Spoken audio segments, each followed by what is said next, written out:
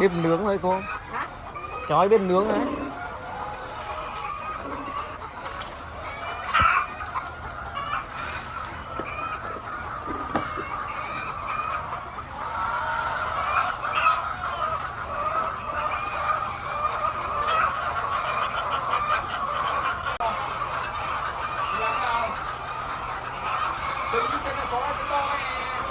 Không để nó lên gà. Có tủ đặt cơm nó gạo luôn.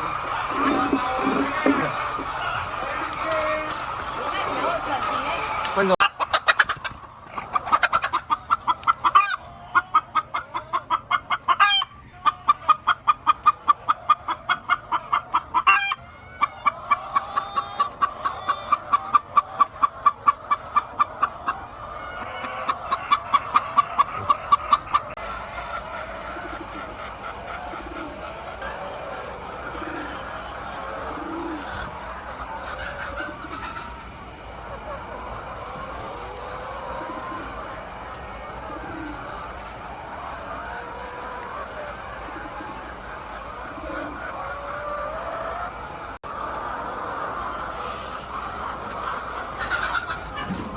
Đây rồi.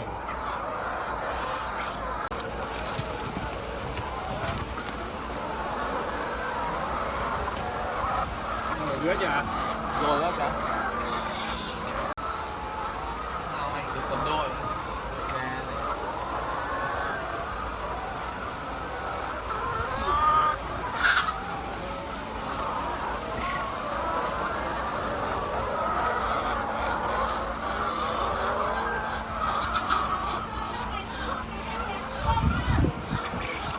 Cái gì? Không bơm nước. Biết rồi, bác Trào biết rồi.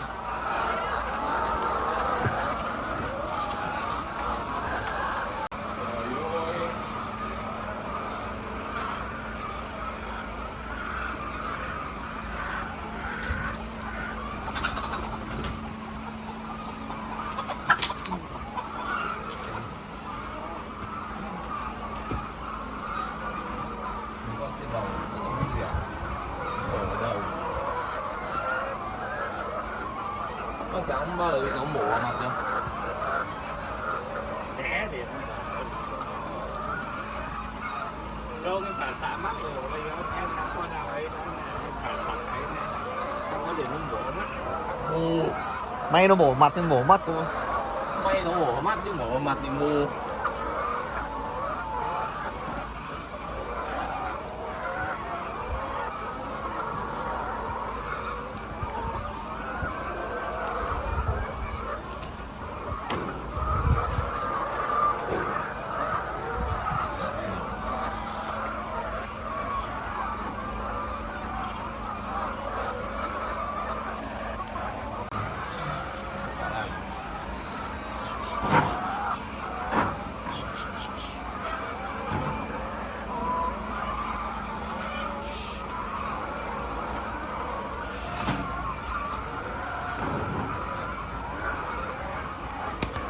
Những cái con đẻ đấy nó không tìm về đấy nó đẻ nữa.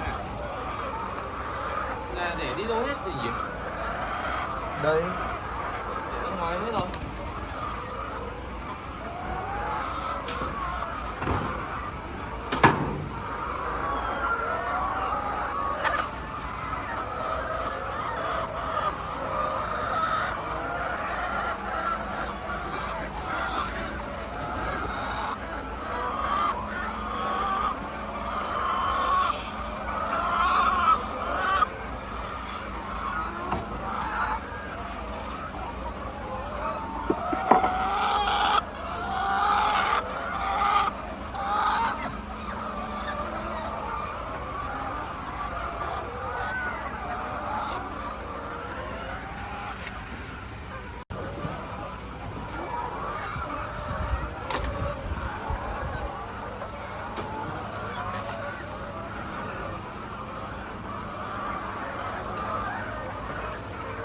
Ôi chẳng đặt ra có bao cái con nào dính phát vào cái đầu khật kia làm phát ra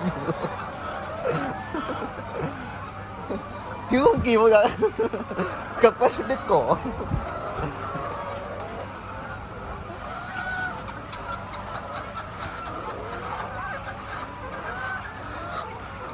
chút gì này phải gì.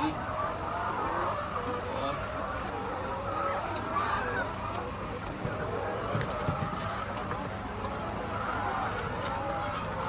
Ô, ai nghĩ là để cái máng này ở đây nhỉ?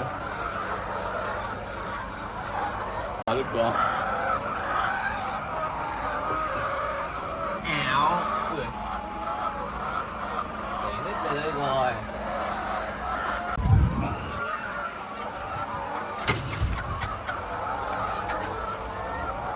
Hết về đây rồi. Lẹp cái đấy.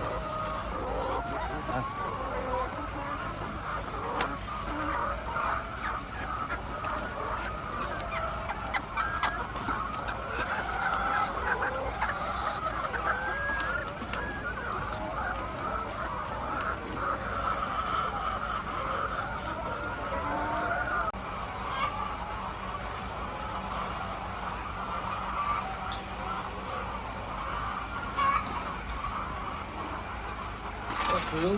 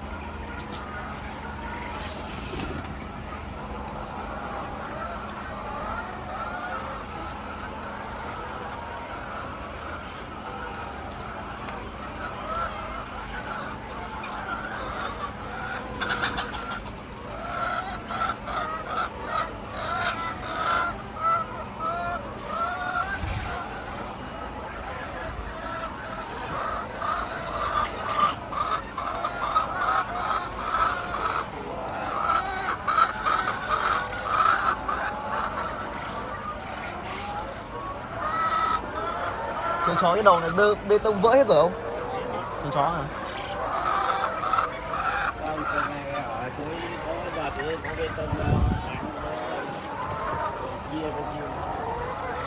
Chỉ là bớt như thế.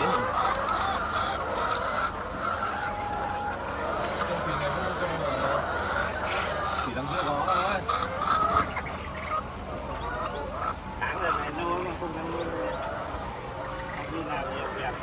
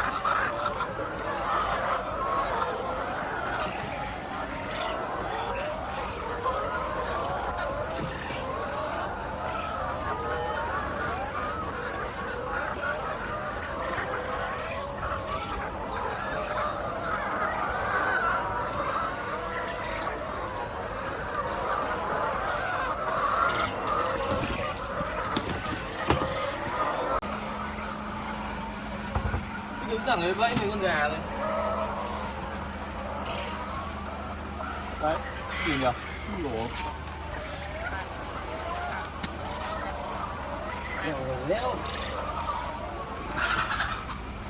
Kéo lên. Không xuống được hả?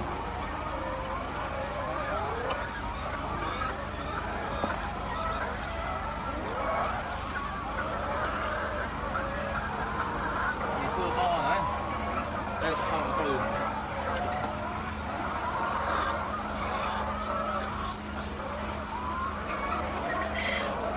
Ngày xưa đi tới nhão rồi.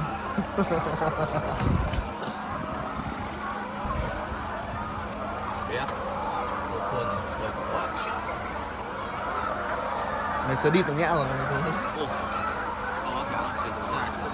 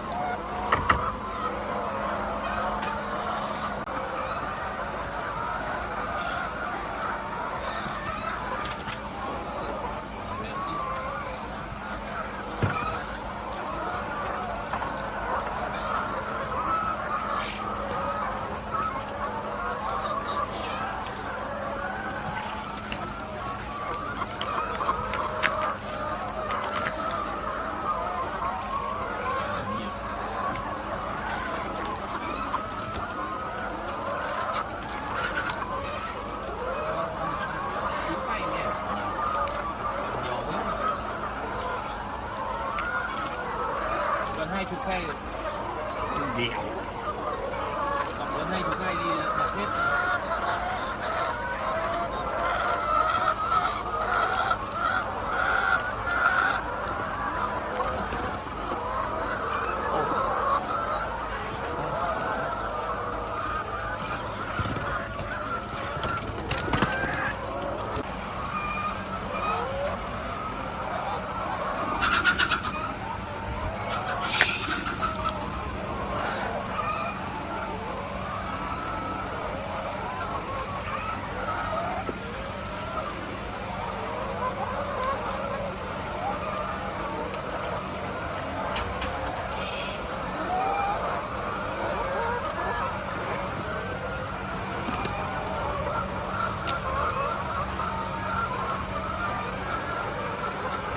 Ủa, hay luôn.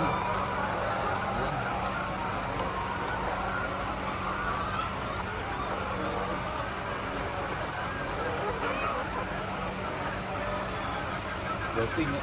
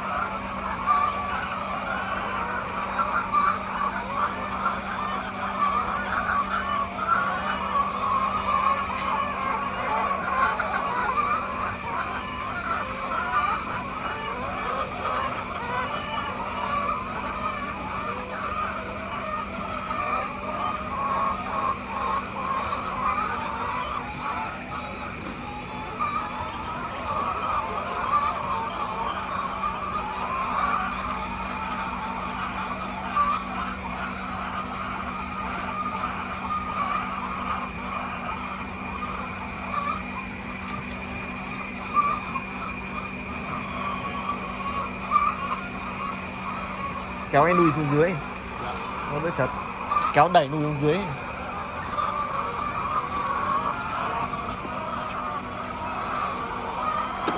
Đi ở qua rồi qua. Đi qua cái trên.